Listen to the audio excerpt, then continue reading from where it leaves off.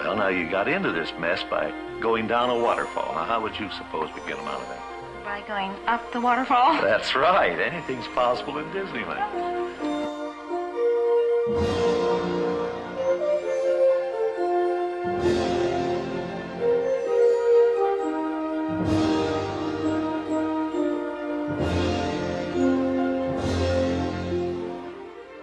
Welcome, friends, and thank you for joining us on this episode of Up the Waterfall, episode number 30. Ooh. With your hosts, Zanna and Scott Otis. Hello. Here we take a nostalgic journey up the waterfall of Disney parks, movies, books, and more with a present-day point of view. We invite you to sit back, relax, and enjoy your visit up the waterfall. This week, we thought we had a different plan, which is going to happen next week. And we thought we would do instead a fun little, fun and fancy-free episode. A little more about us, a little more backstory, and a little more crowd favorite, your Disney Disney Library books, which we have quite a few behind us. There are a couple, and I'll probably go through those at some point. A small pittance compared to the numbers that reside in your shelves. These downstairs. are just the showcase ones that are for the show. Which we do Fun switch out backgrounds. every now and then, depending on the Occasionally, topic. yeah. But these have been here a while, so we haven't moved them especially for the episode. That's right. Yet again, as with last week's hotel tier ranking episode, it will be a visually packed episode. So if you are listening to the audio version on any podcasting device, we encourage you to watch the video version, and you can find us at our Zannaland YouTube channel. That's right. Which should have been said at the beginning of this audio version anyway, so you know where to find us. And go ahead and subscribe while you're there and give us a little thumbs up. We will do our best, however, to describe everything that we are showing you, so it's not completely boring for those of you only listening. I did feel very bad last week on the hotel episode that we did not do a very good job of describing what we were pulling over with the hotel ranking. Yeah, I guess that's right. Guide. And I totally forgot at the end of that episode to go through with the whole ranking. So Oh, yeah. apologies for that, but watch the video and you can see the whole thing. Yep. So without further ado, I guess I'll start. Yeah. Because I want to start at the top here and mention our 4 little prints that we have framed. They're just little paper posters, and I do like the look of a good black frame. These are simply from IKEA, so they're not the best. They're not custom framed from Joann's or Michael's or anything, but they work for us. We have a lot of stuff that needs frames, so We do. we kind of went the cheap route and did IKEA to just get it all up. Because the images is the meat and potatoes Correct. of what we're trying to do. But I'm just explaining, if people look closer than they have in the past, why there's like spaces on there. These are the things I noticed, so I'm pointing them out. You may have heard us discuss these posters on our very first episode. Was that the first? Yes, which was 10 years of D23 Oh, that's right. Expos. So if you haven't listened to that one, go ahead and give that a listen. That was in a completely different location That's than true. this. We We were were around the over corner there. in my office, which had been commandeered to be a podcast studio. I forget how many episodes we I did. think it was just 2 or 3. Was it? Just one. Just one? Our producer was not pleased with that location, and we immediately set up this new thing. Anyway, back to the posters. They were part of the Optimist game, God, that was so fun. which I still want to do more research, and maybe we can do a whole episode on the Optimist, because There's you have enough. that book that goes with it that I you do. mentioned briefly. It's really an amazing, or was an amazing, whole long leading up to the Expo event and Tomorrowland. Anyway, you started online, and there were all these clues and weird blog posts that you had to follow, and it ended at the Expo, and you had to go on various scavenger hunts. And the end of one of the scavenger hunts, you got these 4 posters. And we were, Remember I think, one of the last people. The artist himself was one of the booths at the expo. Correct. He was the artist. I don't know if he actually was an artist or if he was just an actor. Artist. He was I don't know. We'll have to find out when we do our research on that. Yeah. But anyway, there was clues about all of these different items or attractions in the Optimist game.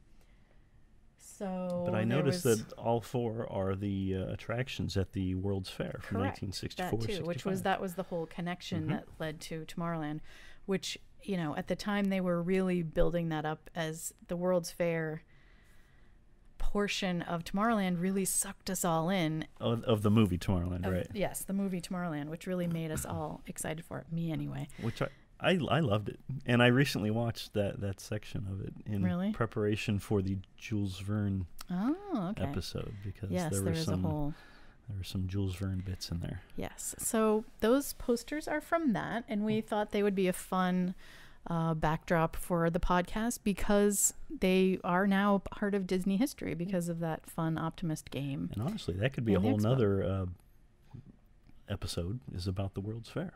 That's true. I've been wanting to do that because we had that New York World's Fair. You have a bunch of little booklets and things like that. I have to find my purse that I bought on eBay, though. Yeah. Somewhere in this house. Anyway, from there, we have various assorted... that's the World's Fair one, too, right behind you. Can you see that one? Oh, yeah. The official souvenir book. Yes. Of the New York World's Fair. This is like actually a library book because it's I wrapped believe in it plastic. Was.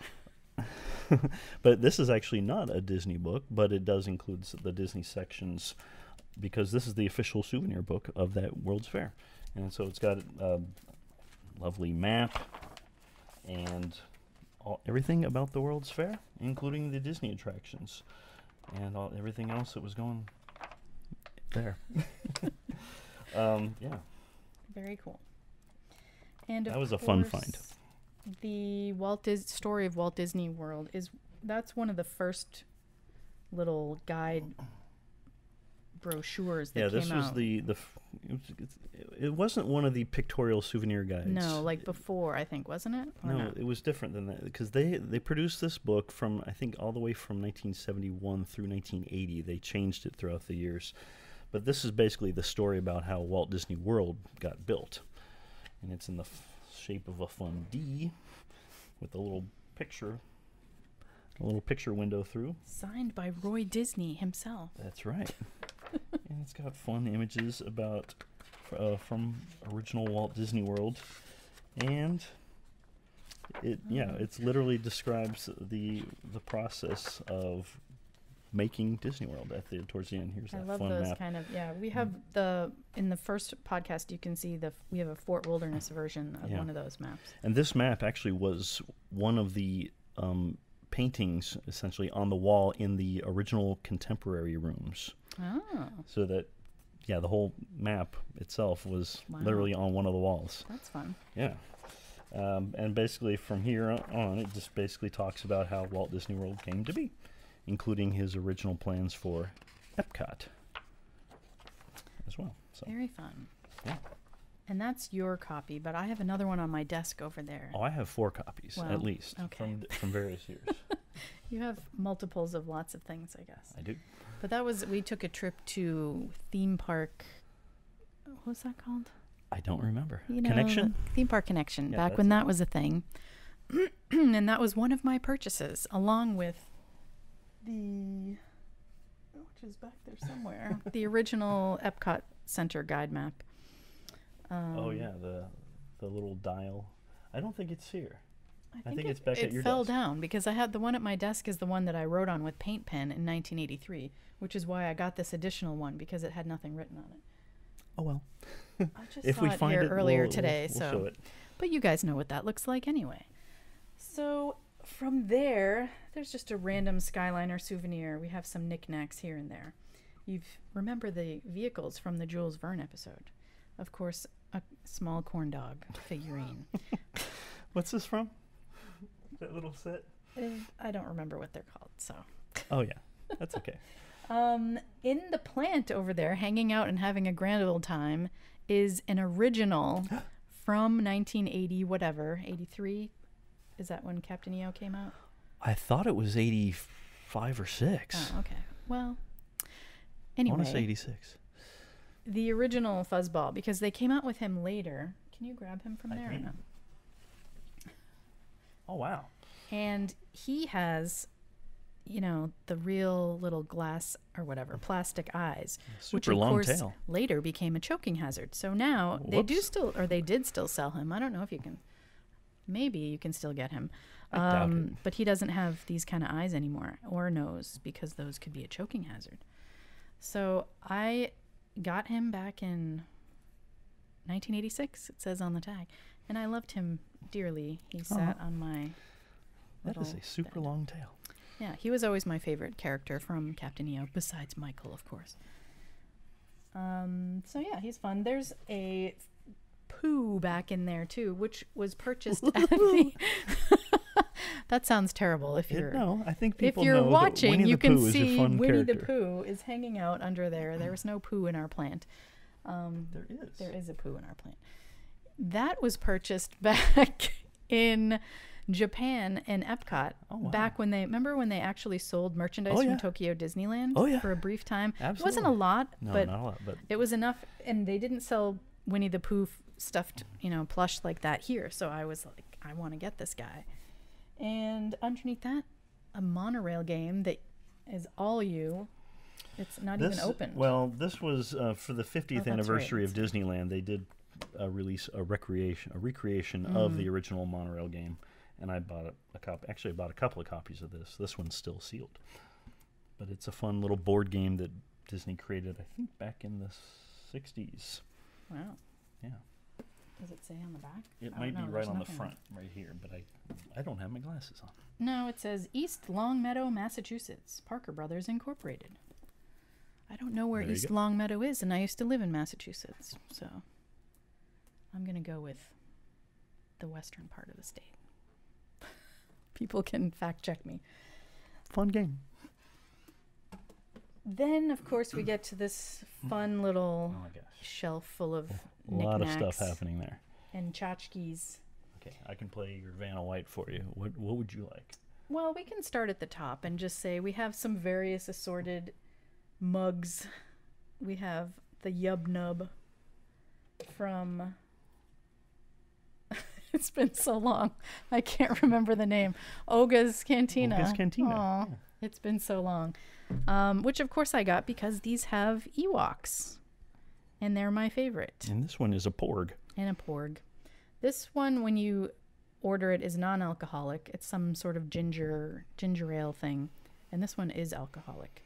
And I don't remember anything else about it. I still have never been to Olga's Cantina. Really? I mean, I've been inside it, but I've never stayed there and lounged You the way haven't that people stayed the do. night? It's hard to get around. I've only literally just walked through it. Yeah. Well, I've been there a couple times. And it's fun. Here's a couple more. This you brought home from your fancy schmancy visit to Club 33 when you went to the expo without I did. me. Sorry about that. But yeah, I went to Club 33, hanging out with the crew. And this was a couple John of the... Stamos, Oh, yeah, I did meet John Stamos there, but I had met him before a couple times. And he but, did this to you. Yeah. But yeah, so this is one of the busts in the Haunted Mansion that they made into a drink. Really creepy if you think about it, because you're drinking out of his brain. He has a fun little stir. And then that, of course, has the Club 33 That's right. on it. I kind of wish you'd gotten all of them because they had more. There but- were only 2. Okay. So, but each one was a lot of money. So if you can yeah. see right here, I don't know if you can zoom in on that, Christian. What is that? It's actually the Club 33 logo, but this particular part is in like the UV paint. So Okay. it's like if you have a black light, then it glows. So very fun. He's super creepy. And what's this? This is one of my many black pearls from... It looks like a white pearl. It is. Every now and then they have a black one, but they're like okay. very limited. I have, I think, 3 more of these downstairs. It's my favorite drink to get at Trader Sam's. It's just like kind of like a horchata, cinnamony. And of course, the requisite stirrer. This one is from Got that at Disneyland, Yeah, right? this says Disneyland Hotel on it. So All right. the other ones are from here in Orlando. Oh boy. Oh my gosh. There'll be lots of fun silences for Christian to edit through or leave for Here's a awkward couple enjoyment. of fun things. This is from Aulani. It's just a fun little opening day or whatever guy. Okay. I don't know what they're called. I forget. I haven't been there myself. Vinylmation, which I do have a box full somewhere. Quite a few. This was the Epcot Center guide map one, which is matches the the guide missing map that's guide somewhere map in that- here. This, of course, is our Golden Mickey, which you can get on any Disney cruise ship. He's probably a little dusty. But where did we get this But one? this one, with our first place from 2014, was when we competed. And won. And won. We got first place in Goofy's Mystery Tour, Yay. which, if you're not aware, is a cast member and friend. You can bring people that aren't cast members, but you have to have at least 2 cast members, I That's believe. right. Scavenger hunt / trivia contest after hours in a Disney theme park, I guess. They're right. all held in a park. And the fun part is you're bungee corded together, Yikes. or you used to be. We haven't done it in a few years. You retired on a Well, on a and then high I note. participated in the most recent one. Oh, that's right, you did. But you did after not. a long retirement. I wasn't there, so you didn't win. That's true. But it is a really fun night because there's trivia, which really some of them are very obscure, and then also lots of fun little word jumble puzzles Yeah, and tons things of that you have puzzles. to run around and decipher and solve another clue. And at the end. I've actually won that 4 times. Woo. Before we get too far away from it, Joe Rohde just recently posted on Instagram about those little guys. Oh, in yeah? Aulani called the Mini Hune. Oh, yes. Minahune, Minahune. Yeah. Like it used to be Minnie's Minahune character breakfast. And there's a little And then it became there's a Ohana. scavenger hunt at Aulani There where you try to is, find all the yes. missing Minahune. I just got this one because I work with people that had them. What you got here? This is a fun find from the Lake Buena Vista Club. Sorry. I'm holding a cup. The first anniversary of that establishment in October 1975. And these you found over at some place on 192. Just one of the little touristy traps Like that one of are those on Citrus World 192. kind of Yeah. places. But in the back, I guess they have a whole Disney collectibles Yeah, section. just found a few of those. And some of them are in better condition than others. They have a little, if you put them in the dishwasher, they Do probably not would have. do that. But the Lake Buena Vista Club is, of course, the restaurant that was attached to the Lake Buena Vista Golf Club over in the Vacation Villas, which I speak of often and fondly. Because you stayed there back I in have. the day. We'll do an episode on the Vacation Villas for sure. I wish I had more like photographic evidence and You have plenty. merchandise from there. So when I saw these, had to have them. All right. Orange Bird Sipper, you know, everybody has one of those. I don't think everyone does. They sell them every flower and garden festival. Here's our friend Chandu. Chandu. Yes. This is Chandu, who everyone may remember is from Sinbad's storybook voyage over at Tokyo Disney Sea. To me, the greatest attraction in Tokyo. Oh my gosh. And Chandu is literally the cutest character ever. And yeah, when I went there in 2010 and 2011, I just could not get enough of him. And I bought tons of Chandu merchandise and got them for all my friends, including this little tin full of chocolate. Actually, it's banana candies. Because if you may recall, there's one scene in the attraction with all of the apes and monkeys, where there literally is just tons of bananas around, and Sinbad and Chandu help them save all of their bananas, and of course it smells like bananas all over the place in that attraction. So, Oh, wow. Secrets. and I actually I think I still have about 8 of these tins. And this is full- unopened, yeah, I just yeah, realized. So I'll be eating those later. from 2011. Don't think I won't. No, I very much know you will. And that was when I first, I had started following you, but that was when I was really like, oh my gosh, everyone, you have to follow this Disney guy. He's in Japan. This was, of course, before the days of Tom Bricker bringing everyone goes there now. But back then, you were one of the first that had been there. And so I had to find a way to tweet out. And I used TwitPic back then, and that's all I did all day long was just sending back pictures of Tokyo Disneyland and Tokyo Disney Sea. So that was a lot of fun. When I saw that this existed, this adorable little guy, and then I watched videos on YouTube and fell in love with the ride and him, and of course the song Compass of Your Heart by Alan Menken, one of his finest works, if I do say so myself. I said, please, can you bring me back a stuffed Shondu? And you did. And so I still have mine downstairs. Yep. But you have a few of these hanging around. I actually do, yeah.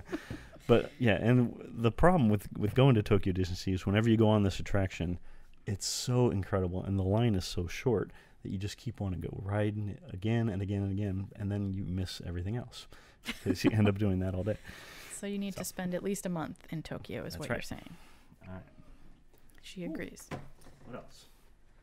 How about this? Oh, well, you got this against my better judgment, but I'm kind of glad you got it at the expo. At the most recent D23 expo, when they, I guess, when they gave all these new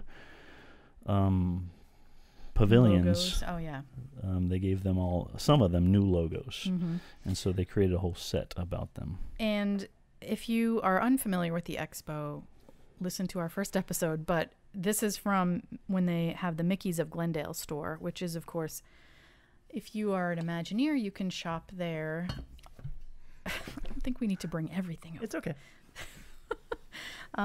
Anyway, so this was one of the items in the Mickey's of Glendale store. And inside, all of these are pins. Ooh. And they come out, and each one has a little logo on it. This one is the Living Seas, as I still call it, but I guess it's the seas with Nemo and friends to everyone else. And then inside is the pin. Oh, wow. And how many total are there in that set? Oh, quite a lot. You can count them. And some are exclusive to that set. Yes. You could buy some of the pins individually, but I think the black and the white one, at least, are exclusive to this set, which the kitten is very interested in right now. Stella. Oh, here's one. This one is the original Epcot logo, which I don't know if you can see that because it's very white. And here's the new one. And then Epcot, the new font. Which is Epcot, the original Epcot font-esque. Yes. So. Right. Original adjacent. Ooh, you put that in sideways. Sorry, folks. I put it in sideways. That's actually a crime. It is a crime. All right. Okay, so there's just a bunch of stuff on here now, including when I guess these came out around the time that shop opened over at Disney Springs in the Marketplace section, which I was trying to remember the name of yesterday. The co-op? Co-op, thank you. The Marketplace Co-op. And I did not Google it because I couldn't remember it, and now I don't have to because you're here.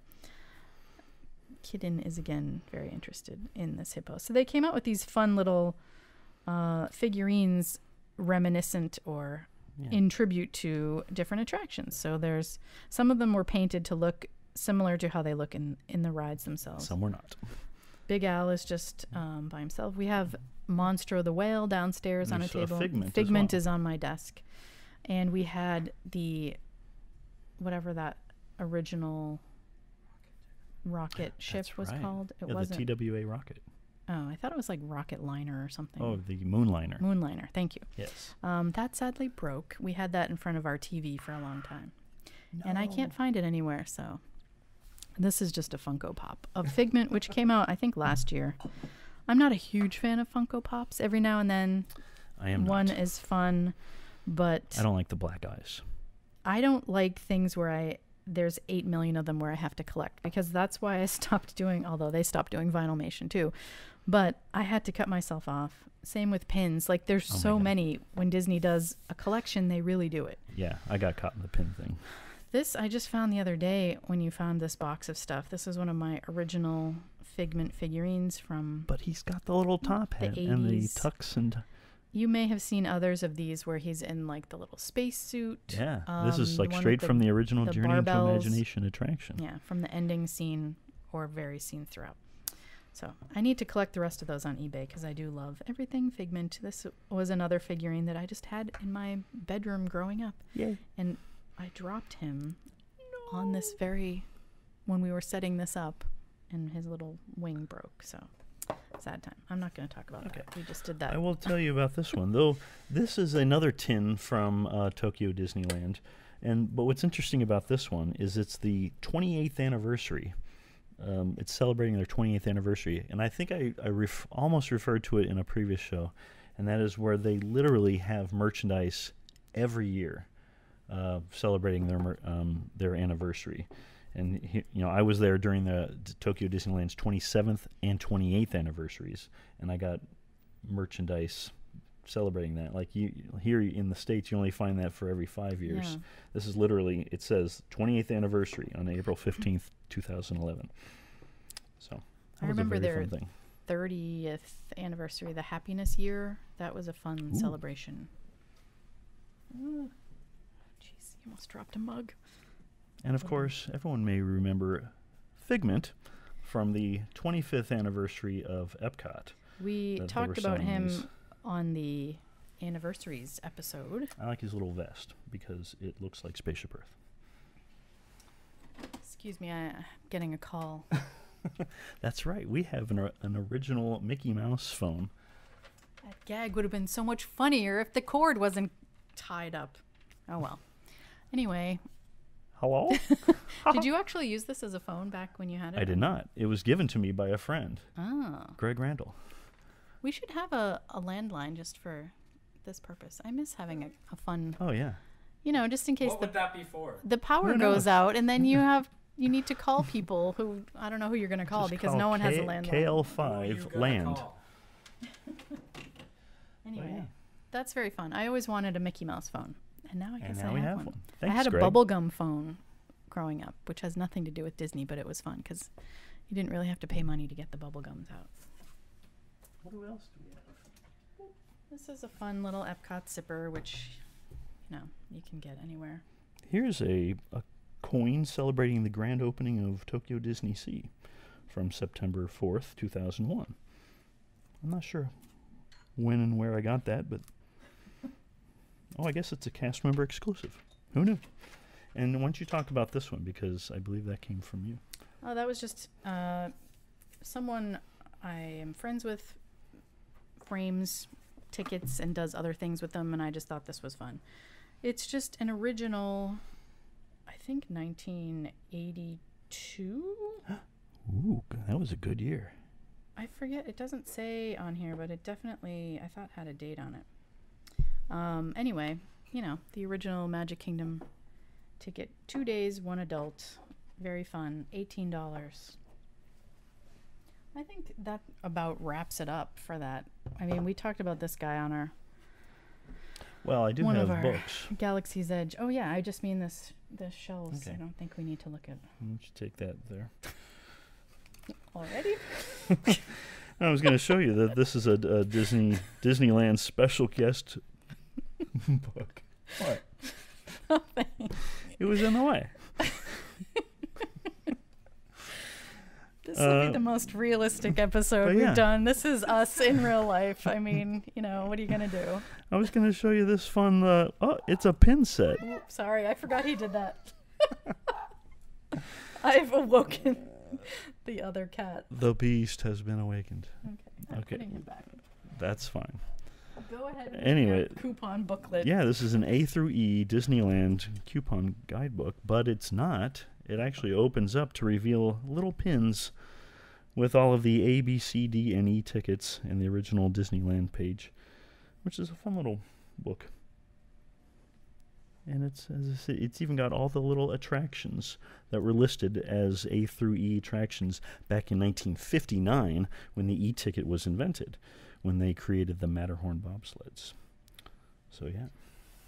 You used to collect a lot of a lot more pins than I did, right? I got trapped into the pin thing. Actually, on a trip to Disneyland in 1998, I found a whole mess of pins at the Disneyland Hotel that were celebrating each individual attraction at Disneyland, but not just attractions present, but also from the past. So I remember like there was one about the Phantom boats and all, basically every attraction, and so I just had to have them, not knowing that Disney could and did create unlimited pins about everything, and there's no end to it.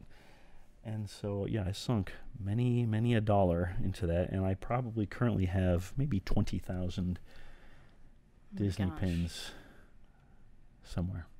I mean, I know exactly where they are, but yeah, it's a lot. Well, that'll be your retirement fund, I guess. And this is a film reel with the original print of Snow White and the... Oh, wait, no, it's not.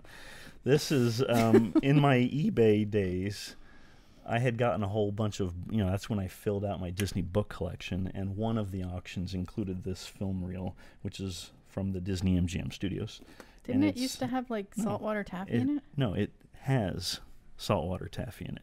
This is still unopened from Disney MGM Studios' original opening.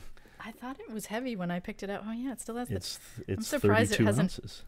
Oh, it's not shaken at all. It's like one solid. It has never been opened. Yeah, that might be fun. I remember when they sold these, though. Yeah. So that's from the original. Fun sticker. Oh, yeah. Well, these are the things that our children will have to go through and deal with someday. So I guess what's remaining, let's go over there a little bit. Oh, this? Yeah. Let me spin around. Why don't you give me that MPS thing over there? Okay. I mean, this isn't necessarily Disney, although I would say it's Disney related. Uh-oh. Stuck to the squid. Anyway, yes. So this is the logo of the National Park System that was given to me as a fun birthday present, which includes the 4 elements of all national parks. The buffalo. Everyone has buffalo. Well, no, the buffalo represents wildlife. Oh, okay. This is actually representative of a lake with water. It's got the mountain with the scenery, and then the sequoia tree from all of the trees. So yeah, and it's in the shape of an arrowhead. This is a fantastic gift that I got.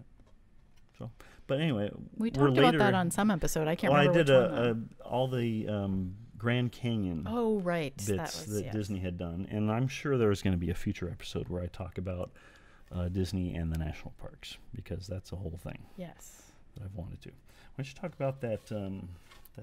Well, we talked about that on the Jules Verne episode, the 20,000 Leagues. We did. Print. Yeah, I just thought it was really cool. I really liked the colors in it. It was at one of the booths for Expo a few years back. This, as you may recognize, is a maintenance service elevator. Wait, no. This is a Figaro, which is a big fig. This is a big fig, but it's actually not the original big fig. It's actually only a portion of one that was given to me because somebody had one that was broken. And who gave that to you? Ricky Briganti, of all people. Good old Ricky Briganti. We miss him here. I know he doesn't miss the Orlando blogging scene, I'm sure. But yeah, his original podcast was the first Disney podcast that I started listening to, the Inside the Magic. What? I was just looking. He's missing a whisker. Well, he's also missing the base that he stands on, because in the original Big Fig, he's actually looking back at a bird. It's from one of the original Figaro cartoons. Yeah, so this is completely out of context because it doesn't include that whole other section. But it's still fun. Oh yeah, I think it's fantastic. But it's just so big, and we've kind of had it in the background of all of our episodes. Yes, I enjoy him because we are cat people here, so you may have seen a cat or two. Which takes us to book time, I guess, right? Sure. Oh, you're getting them yourself. Okay. I guess. If you want, you can hand them to me later. This is the book of books. This is Mark Davis, in his own words, Imagineering the Disney theme parks. that just came out, I think, in August of last year.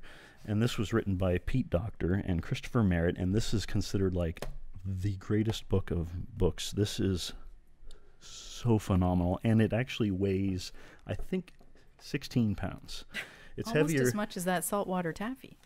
It's heavier than that Figment, but it comes in 2 volumes and a nice box set. I'll let you hold this. But this literally goes through Mark Davis's life and all of the drawings that he created, not in the animated features, but when he then switched from animation to Imagineering and was drawing for the theme parks. And this is just chock full of artwork from his days doing that.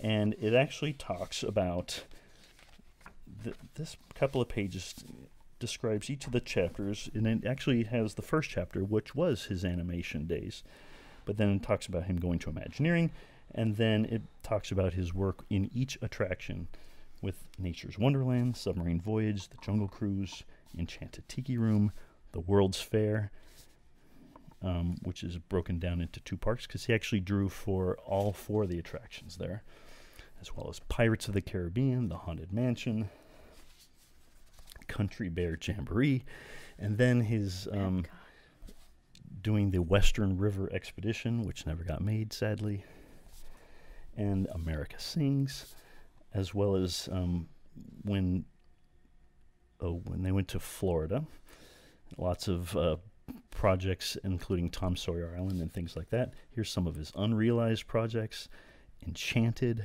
Snow Palace, and Epcot, including the World of Motion, which maybe we'll be talking about later. But it's just chock full of Mark Davis's amazing artwork from all of that, and it is such... my arm is literally getting tired just holding this. But, I mean, in addition to all of his artwork, it's just there's text that describes each one.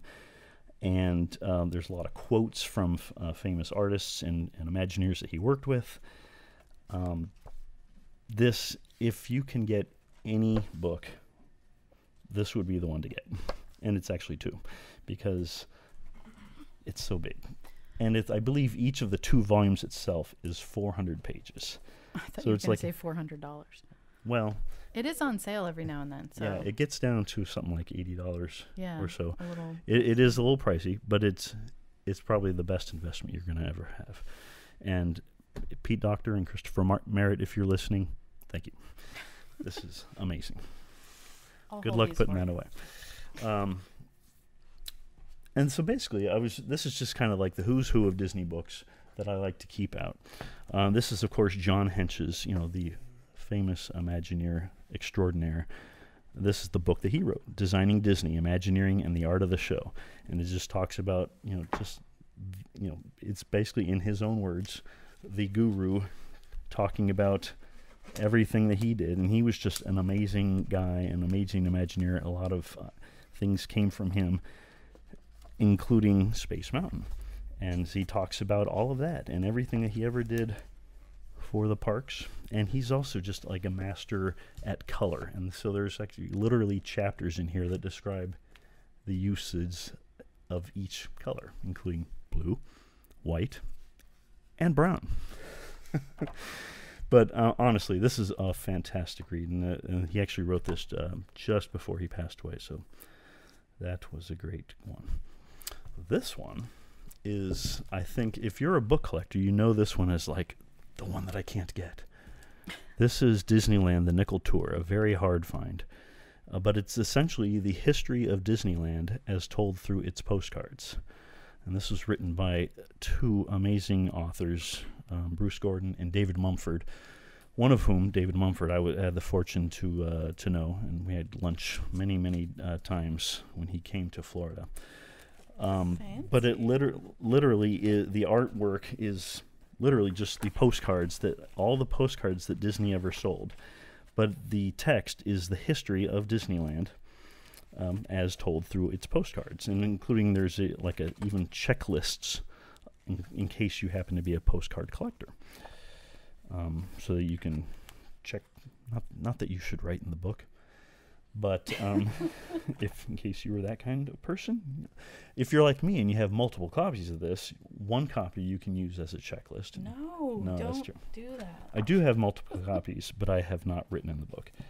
But it's just a phenomenal book, and this was released, I believe, in 2005. There was a second edition released in 2010, and honestly, if that press were able to recreate this book and make it more available to folks, that would be phenomenal. All right, I'm going to take a little drink here because I've been talking a bit.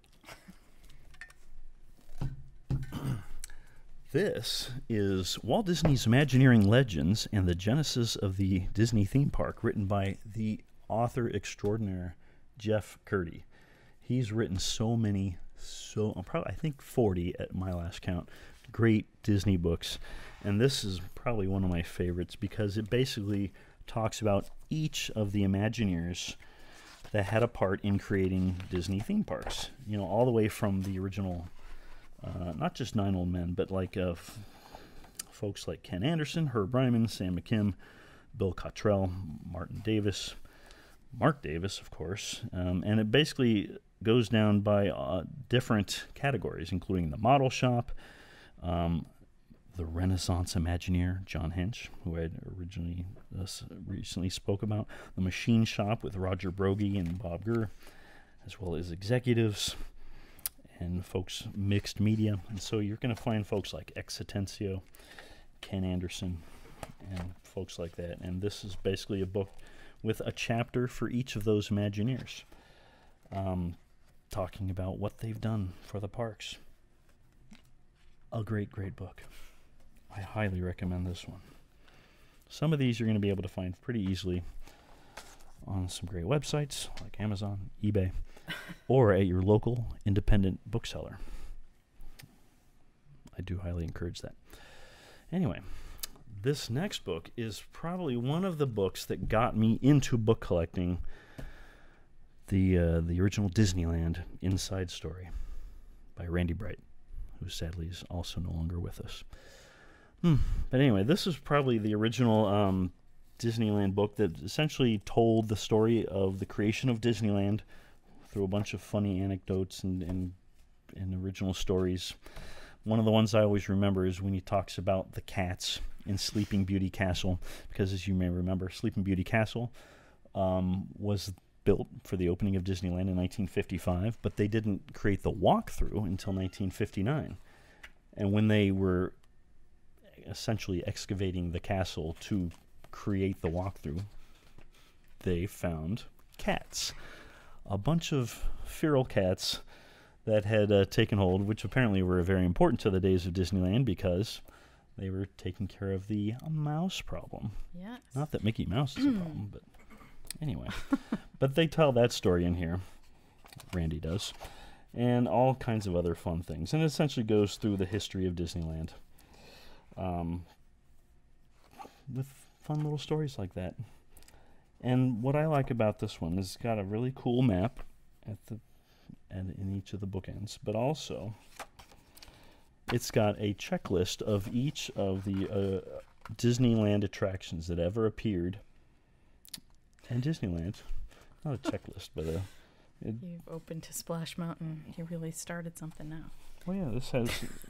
Because this book came out in the late 80s, they were talking about a future attraction, right, which is Splash Mountain by this Imagineer Tony Baxter, which is essentially going to be a great attraction about the 1946 movie Song of the South, which at that time, that's what it was being billed at. But as you've probably heard the news, they're changing that.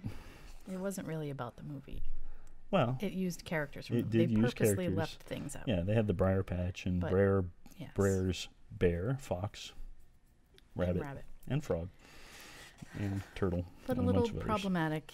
But that's not why I came to this page. I know, it's it was just because funny that this you is a opened it. sequence of Disneyland attractions that talks about all of the extinct attractions That's and fun. the years that they opened.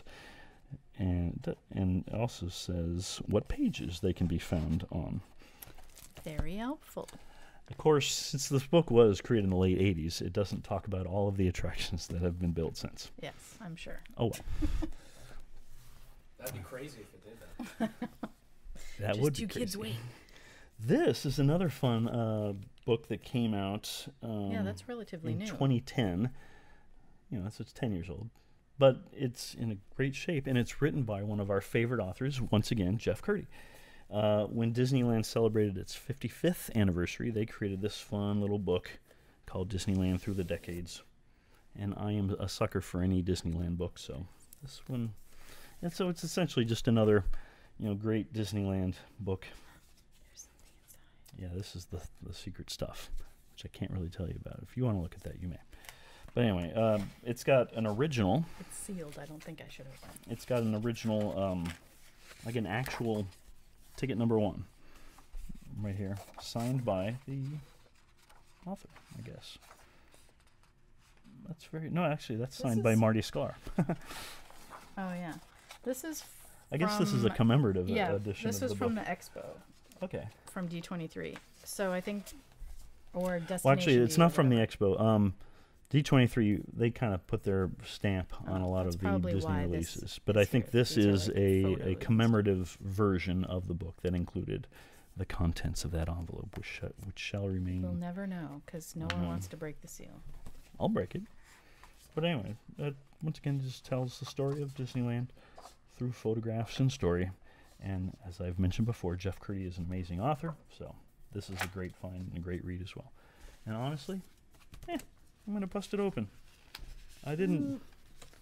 I've actually never done this before. God, it's ripping so much. But you know what? I don't keep these for resale value. That's I keep true. them for me. So, You need sale. look at that. It's got fun little posters. Little miniature versions of the Disneyland posters, including Rockets to the Moon, Pirates of the Caribbean, the monorail, the Haunted Mansion, the Skyway, Casa de Fritos, yummy, Submarine Voyage, I'll tell you all about that in a minute, and the Flying Saucers attraction. And they're little postcards. But anyway, and it also includes the recreation of the original Disneyland News, which was written by Marty Sklar. I do remember that. But this is a little newspaper that they would hand out to guests at the park, and this was the original one Very from the opening of Disneyland. So yeah, I'll let you put that back Thanks. while I talk about our next selection. Before you do, didn't they come out with a newer version of this for the 60th? It's essentially the same thing, Well, or no? It's not the same thing, but they've come out with all kinds of books like that. So there is a version, but I don't think it's that one. Okay. But it's just... So, I mean, I have a whole mess of Disneyland historical books. But this one was one of my favorites because it was written by Jeff Curdy. And it includes all those fun goodies. This one is... This is probably the book that started me on Disney book collecting, and it was before I even knew it. I was probably aged maybe somewhere between 5 and 8, and I went to the Orange Mall in Orange, California on Lincoln, actually I think it was Lincoln Boulevard, or it's somewhere on Orange Boulevard or Tustin Avenue, one of those. You just look up Orange Mall. That's where it was. It was at the B. Dalton Bookseller. Which is not still there, so you can't visit the B. Dalton. You don't think? Oh yeah, I guess the B. Dalton Bookseller. No, but the Orange Mall is still there, so you can go there, and maybe it's an Orange Julius or something. I don't know. But I remember as a little me, I was looking at one of the display tables, and I saw this awesome book. And I remember on the cover, it said Walt Disney's America, and it had a bunch of fireworks. And we're actually going to link up a picture of that because this doesn't include that. You have a weird version with some... But see, the thing is, I remember thumbing through this book, and it was just all about Disneyland. But it was not just Disneyland, but it was Walt Disney's fascination with America and Americana, and so it included a lot about the movies that were set in America. including live-action films such as Johnny Tremaine and, Davy Crockett and things like that, plus animated things like Ben and Me and a bunch of other things.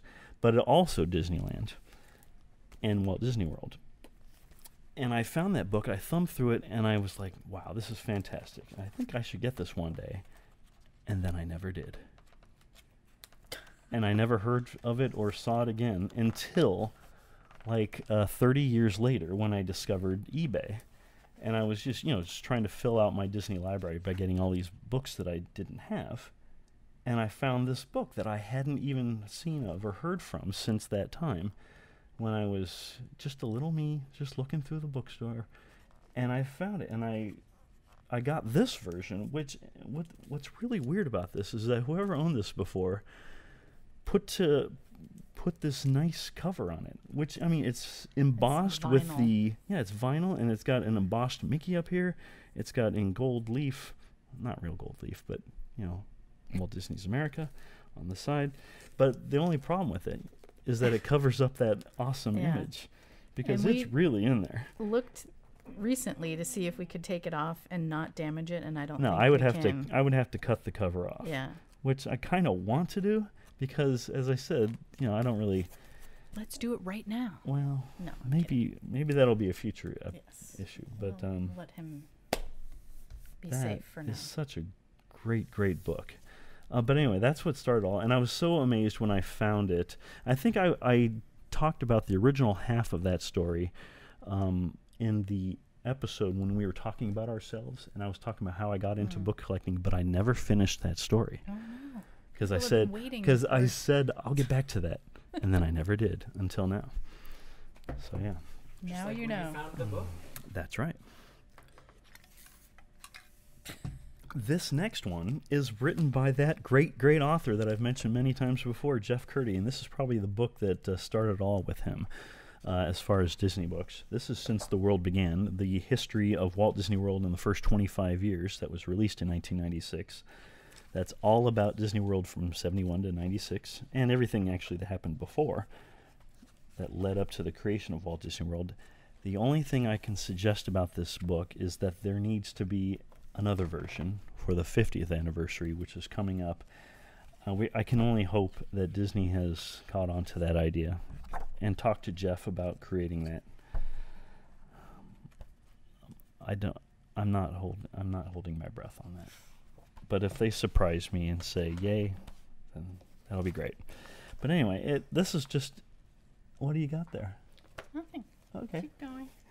But anyway, yeah, so this just talks about everything that's happened at Walt Disney World up till 1996.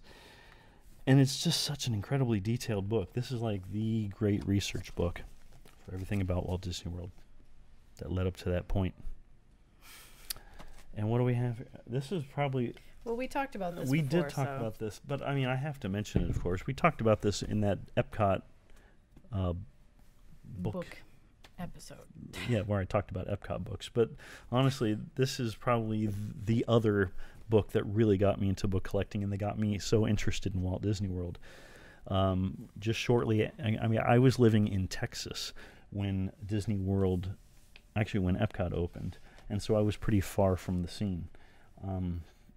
And I could only see whatever was being, whatever snippets they had on television, and there wasn't much.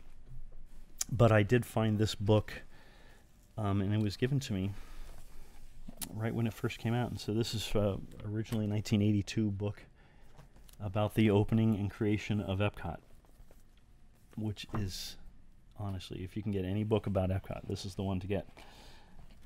And it just talks about each pavilion, including our favorite Journey into Imagination, Horizons, Germany, yeah, Mexico. All of it is in here, including the creation of all these scenes from the American Adventure.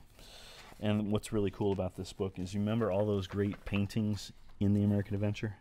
Yeah, they're all in here. Look how big that is. 4 pages wide. Yeah, and there's several of them. So this is just a phenomenal book written by Mr. Beard. Walt Disney's Epcot Center, creating the new world of tomorrow. Thank you. This next book, and there's literally just a couple more books, but this is a very recent release from the Taschen collection of books. They did a book about Disneyland. They had recently done one about Walt Disney's animated films, which was a big old bear of a book. Huge, huge book, but included all of the films that Disney ever made, I think animated. And then they did another one recently about Mickey Mouse, which that's a great big book too. But this one is similar to the Randy Bright book. This is just the history of Disneyland, but that's just phenomenally written by Chris Nichols. Let me ask you a question. Please. Compared to all the other Disneyland books, would you say that the content is pretty similar? Like the same backstories and things like that? Or Not the same backstories, no. I would say there's a lot of original content in here that's not found in any other book. It tells it kind of in this... actually, this one doesn't go chronologically, but it goes by land. Oh. So each chapter, I think, goes chronologically, but it does it by land. And so there's a land about Main Street. I'm sorry, there's a chapter about Main Street. Here's the opening page of Adventureland. But there's a phenomenal original content that you're not going to find anywhere else.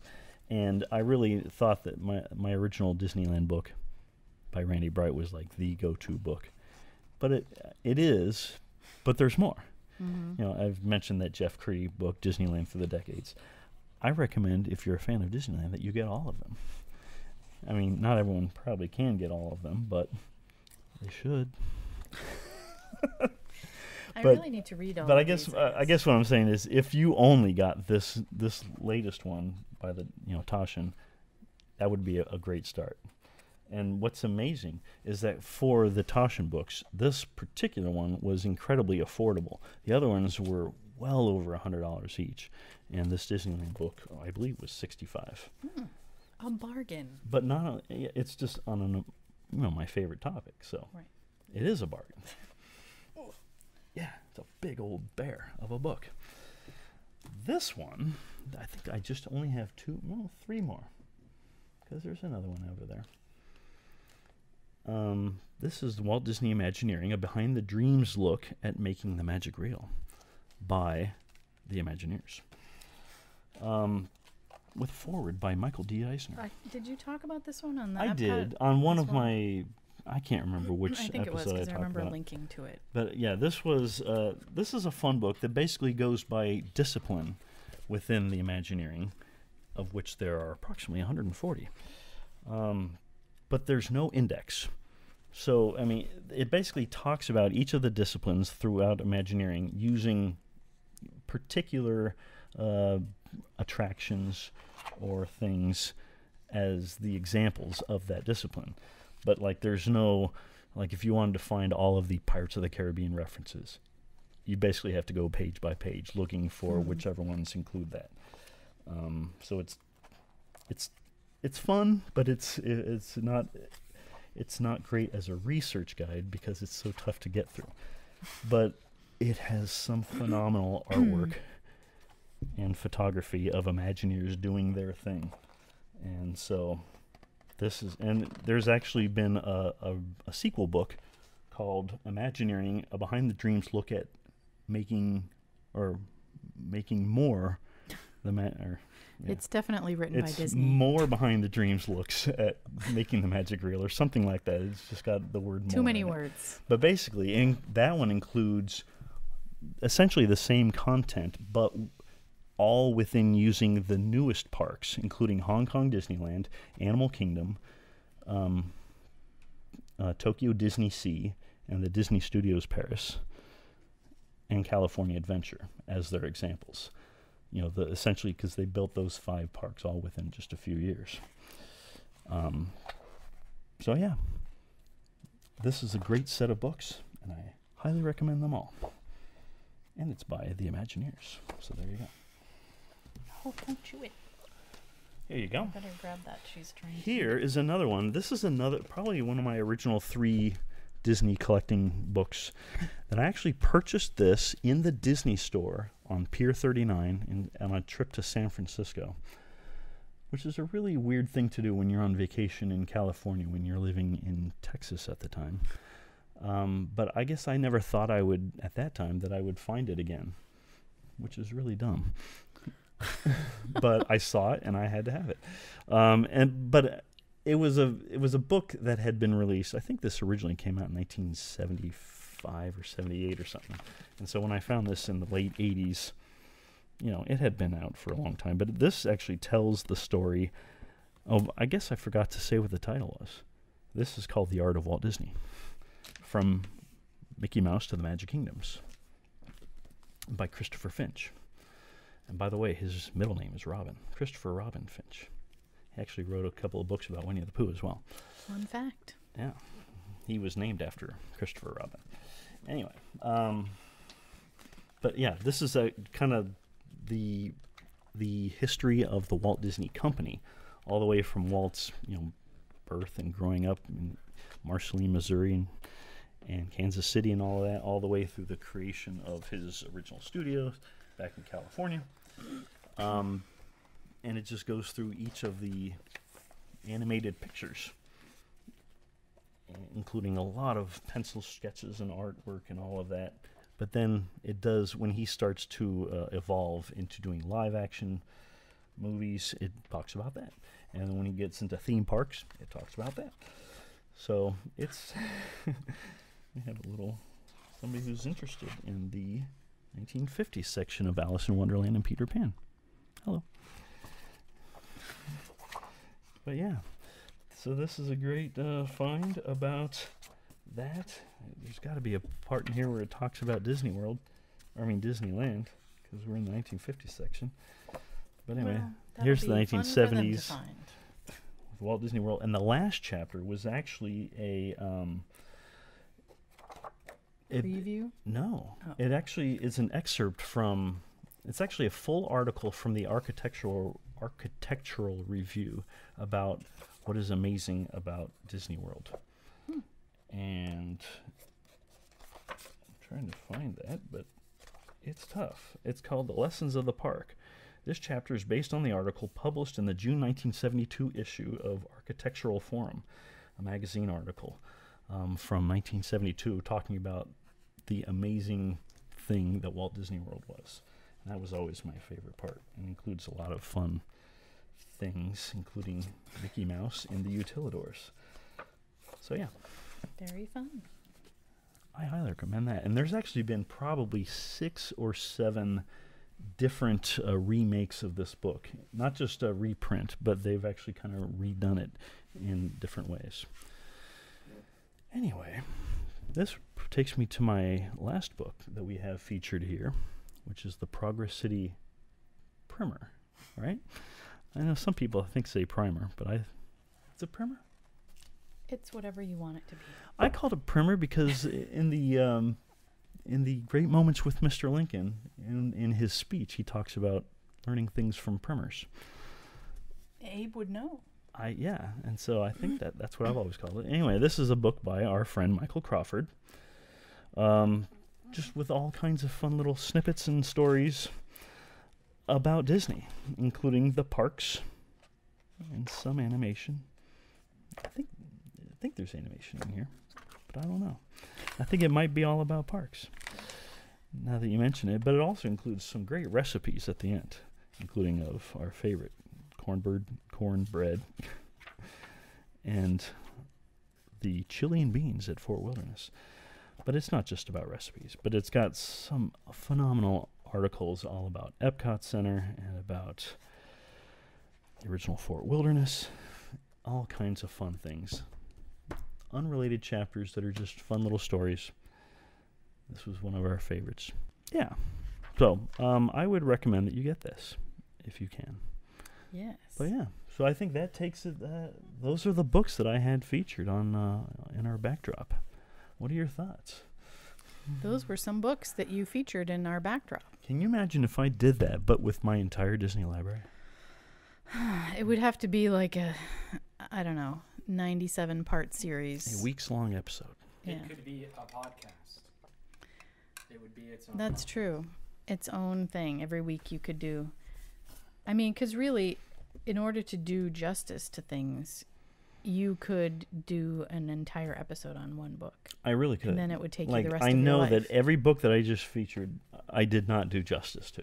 And like, even if you were watching the video, like even just how I thumbed through them was probably not ideal. I didn't have them selected to like great pages, but like just whatever pages I just happened to thumb through. Like I said in the beginning, this was just a fun and fancy-free episode, giving people a taste. And they can, of course, ask questions if they have any more,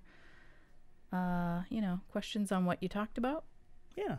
And they can look things up. I will link to things. So Yes, we're going to have to make links. There's going to be a lot of links. if I can find them. Yeah. So I think that about wraps this crazy little episode up. Yeah, well, this is a very weird little episode that we did. But Crazy 30. If I had a little confetti thing, I would 30. pop that right now. Yeah. But this was our 30th episode. You know, take it or leave it. What are you gonna do? I'll take it. Wow, I just totally lost my voice.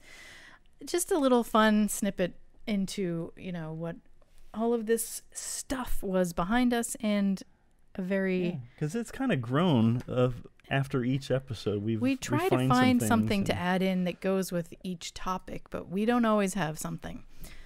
But that said, it's a fun little palate cleanser, I guess, in between deep dives and historical conversations. That's right. We thank you, as always, for listening. If you are listening to us on a podcast, give us a rating, hopefully a good one. Give us a thumbs up. Subscribe, as we mentioned earlier, to our YouTube channel. That's youtube.com/Zannaland. We would love to have you as a subscriber, and then you can know when we upload a new video, whether it's about the podcast or any other fun stuff back when the parks reopen. Also, I want comments and questions. Yes. That would be fantastic to get some feedback, and we could even maybe put some of them on the air and maybe answer some questions from y'all. Exactly. So thanks again for listening, and thanks for joining us up the waterfall. Bye now.